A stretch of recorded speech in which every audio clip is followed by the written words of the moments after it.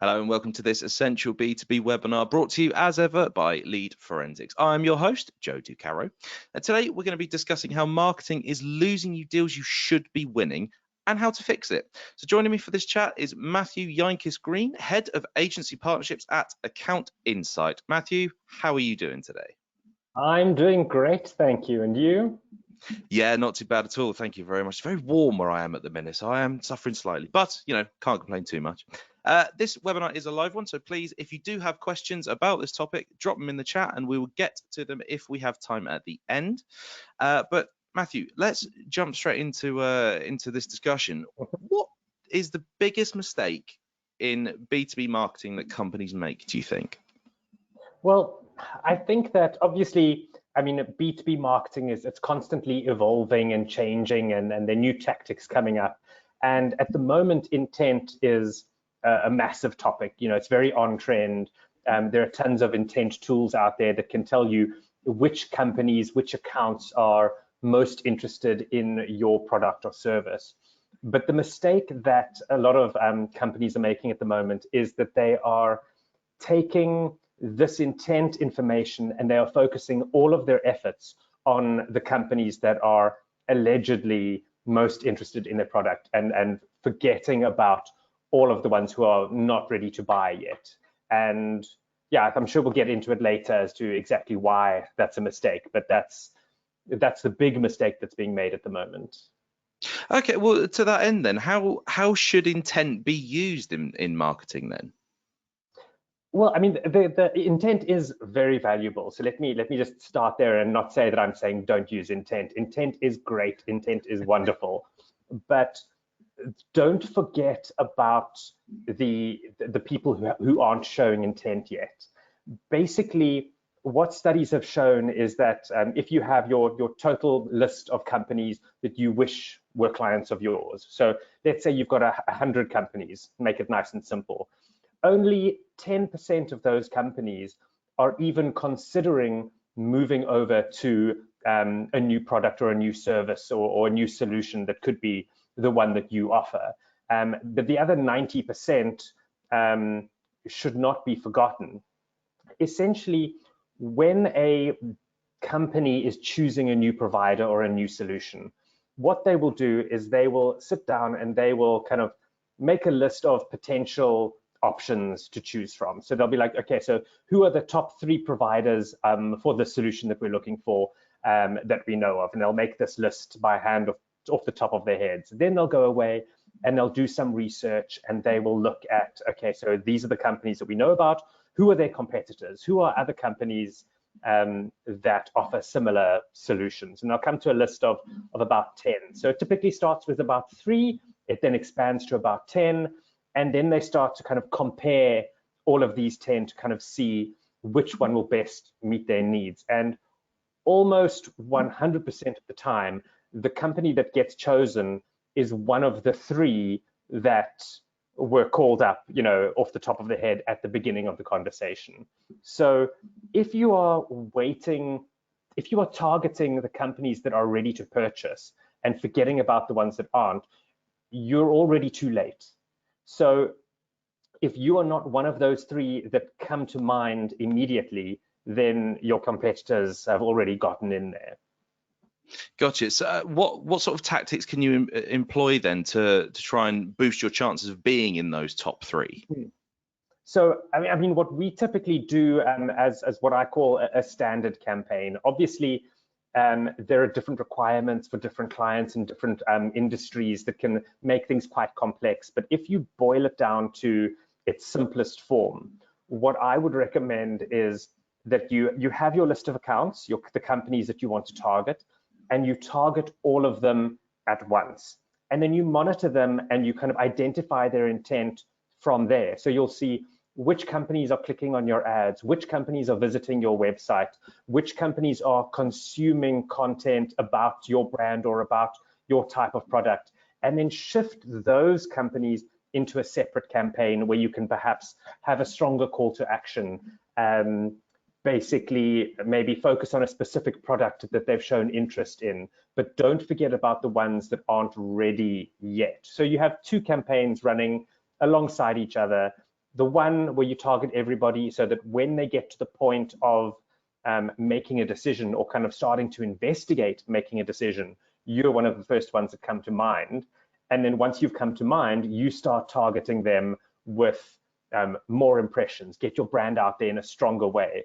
And then, yes, then you've got the edge over your competition.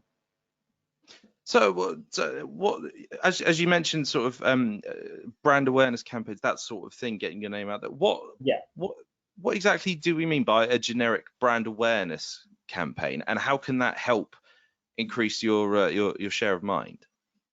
Well, I suppose that it also depends on the budget that you have at your disposal. But let's take the simplest form, which is also typically the most affordable form.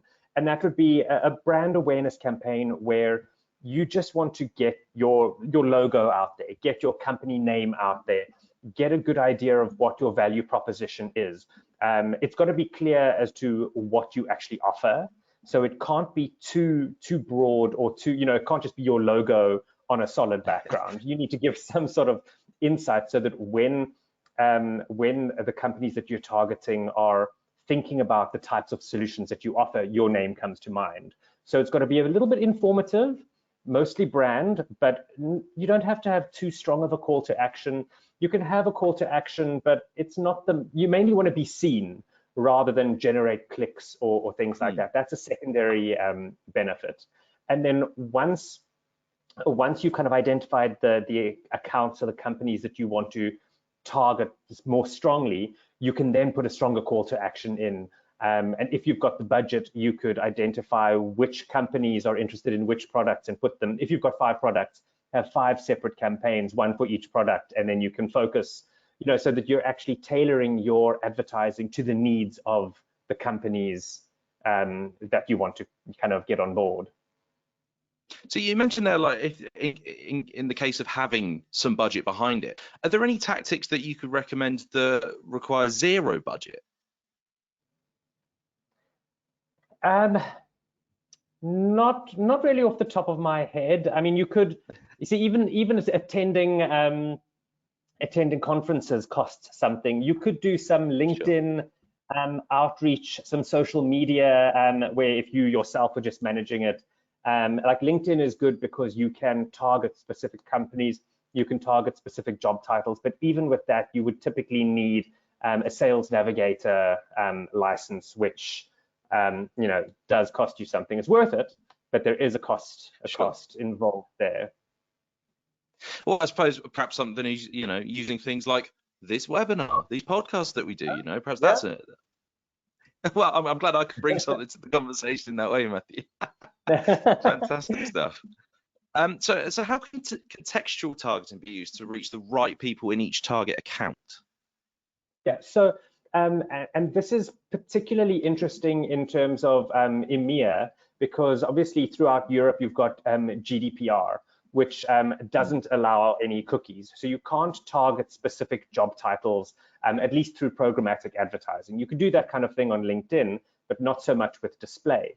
So what we recommend is, if you are targeting, if your product is IT focused, you can then use keywords. So contextual targeting, just to give a background to people who may not be aware, but contextual targeting essentially means you have a selection of keywords and you want to make sure that your banners, your ads appear next to content that includes those keywords. So if you have a cybersecurity product, you want it to appear next to content that's about cyber threats, or maybe ransomware or things like that. So you can use keywords to target your ads next to content that makes sense, because a strong marketing rule is that you have to have a strong flow of messaging from the ad to the landing page to the the conversion. Like every single step needs to follow the same theme. So if you put your article on a page that is relevant, if you put your banner next to an article that is relevant to the banner, then you're joining the conversation rather than disrupting the conversation. So contextual targeting is also a great way to narrowly focus specific people within a company. It's not it's more of an art than a science. You can't guarantee that you will only be targeting IT professionals.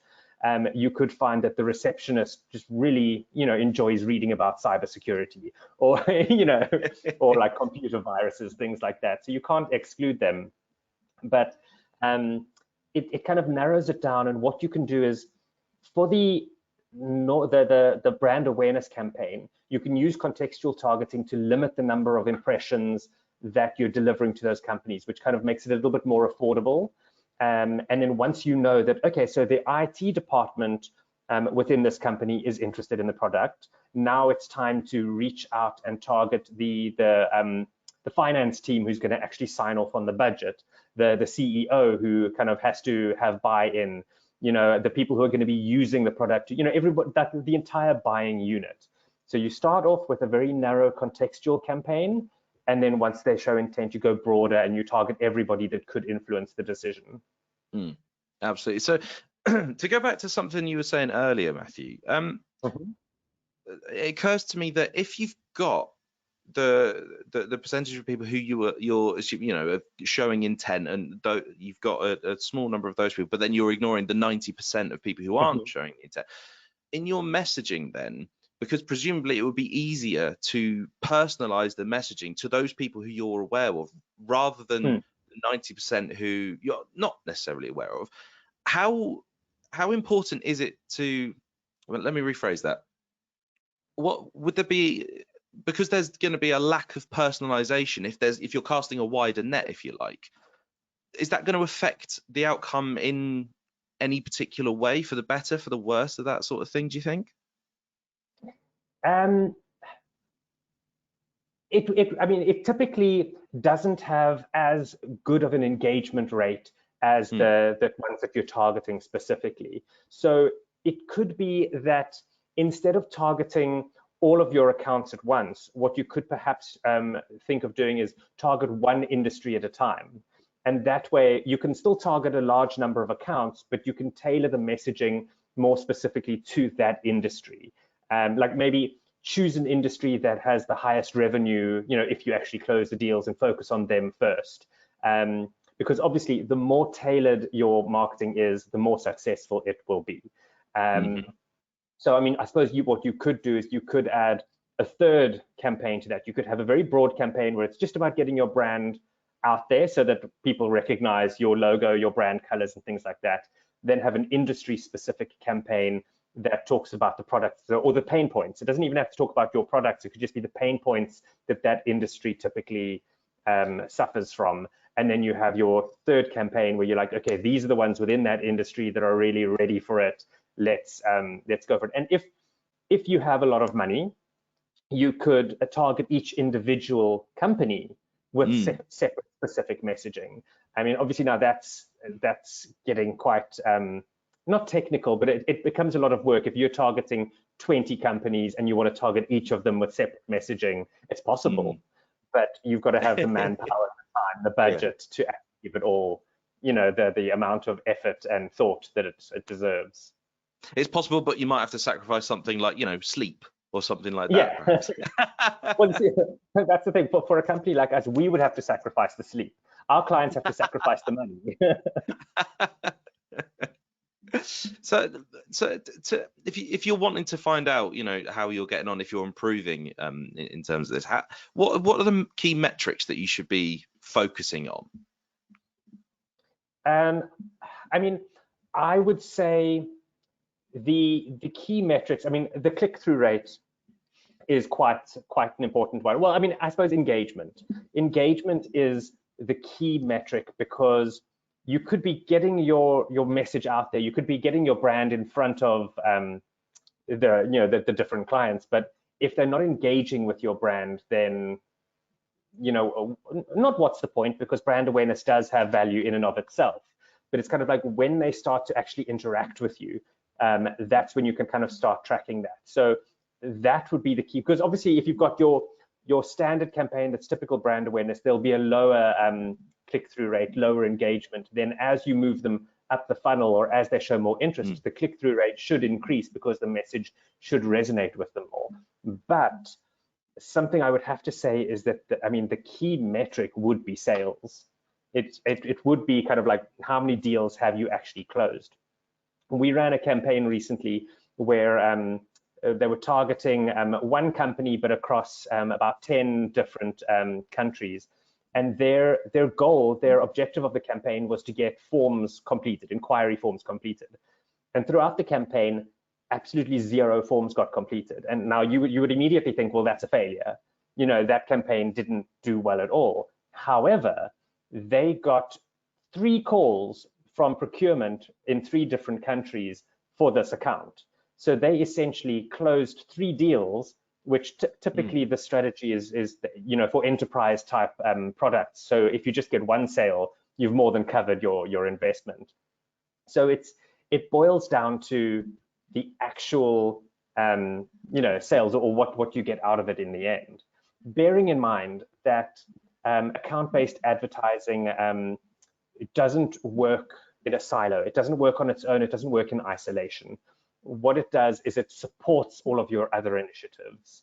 So if you've got intent, if you've got all of this information, if you say, okay, so these are the top 10 accounts that are showing interest, hand that over to the sales team.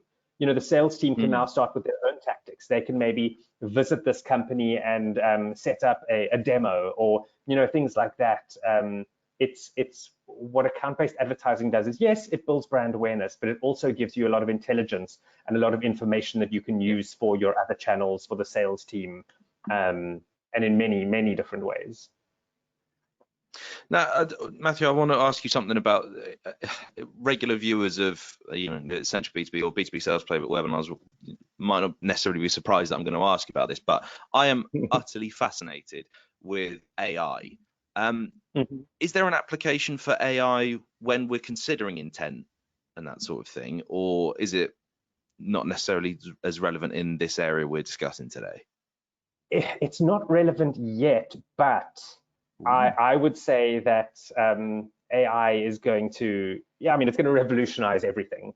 I would say, I mean, like our system itself has a very complex algorithm behind it, but it's not what I would determine. It's not like a ChatGPT type of AI, but I would certainly say, I mean, just kind of off the top of my head, thinking to the future, you could have a system that gets developed that can identify intent automatically, tailor ads based on the keywords that are being used, you know, and perhaps even get down to a point where it would tailor the messaging for specific accounts based on their activity before. So it's almost like, you know, well, I'd be out of a job, but you know, it's certainly that's increasingly what I'm hearing people are worrying about.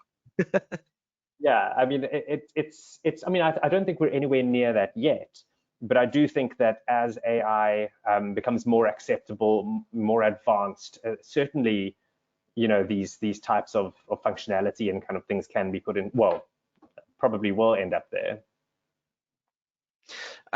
So just, I realize I took us off on a slight tangent there, but I'm just trying to ask everybody I possibly can about AI because I think it's fascinating. Yeah. What are some strategies for identifying companies most likely to be in market, and then how can they be targeted in a more strategic campaign? Well, so like I was mentioning before, the intent can be used. I mean, there are various elements that can determine intent. So typically what we will look at is we will look at the number of clicks that happen on a company's ads, the number of web visits that you know, specific companies, if they're visiting your website, there's clearly intent there, and then also what content they're consuming online. So if they're reading about your competitors or your you know, keywords that are related to your industry or your products, that shows a level of intent, especially like the more, you know, the more keywords, the more content that's relevant content that's consumed, the more likely they are to be doing research. So you would have a campaign that's analyzing all of this, giving you all of this data, and then ranking the different accounts, the different companies into an order of from most likely to least likely to be interested. And then you funnel them into a separate campaign with a stronger call to action, perhaps tailored to the content they're consuming, the web pages that they've visited. And so, I mean, like, for example, I think this is a good way that what account-based advertising can do. It can work with Google retargeting or LinkedIn retargeting or Facebook retargeting, where you get the account-based advertising to drive the traffic to your website, and then the companies that visit pages on a specific product, you can then retarget with ads in other platforms. So it's essentially, yeah, retargeting, focusing your messaging, stronger call to action, like maybe it's like book a demo. So on your original campaign, it would be more about learn more, you know, kind of like read this interesting article, things like that. But then once they've shown intent, it's more about booking a demo, chat to an expert, perhaps even attend a webinar, yeah, things like that, which can then kind of move them further down the funnel. There's a very postmodern moment we had there, Matthew, and we're just on a webinar saying, come to a webinar. So Matthew, you've shared such a wonderful insight with us. I'm going to start to wrap up our conversation, but just before I come back to you for one final thought, just a quick message to everybody who is watching this webinar. If you'd like to see how Lead Forensics can improve your MQL conversion rate, then please feel free to click on one of the options we've got on the poll that is on screen just now. And we will get in touch with a free trial or a demonstration of the Lead Forensics software, which is software which in essence tells you who is looking at your B2B website in real time, so you can tailor your sales approach, as we were discussing, and better close those deals a bit quicker. So I'm just going to leave this on screen for a few more seconds for everybody just to check. Yes, definitely. Let's start my free trial. Or I need to see a demonstration first. And then, Matthew, I'm going to come back to you for one final thought on our webinar this afternoon. Okay, then. So, Matthew, if there was one key lesson you would like everybody to take away from this discussion that we've had this afternoon, or whatever time it is, wherever you're watching this from, what would that one key piece of advice be? Don't forget about the companies that aren't ready for you yet.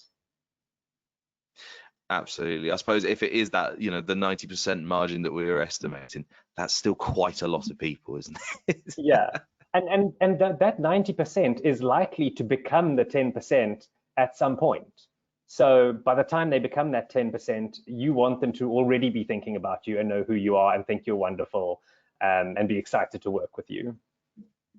Fantastic stuff. Matthew Jonkis-Green, thank you so much for joining us for this Essential B2B webinar. Thank you, everybody who's watching this, for watching. And do keep an eye on the Lead Forensics socials for news of our next webinar. We will see you very, very soon. Thank you again, Matthew. No problem. Thank you.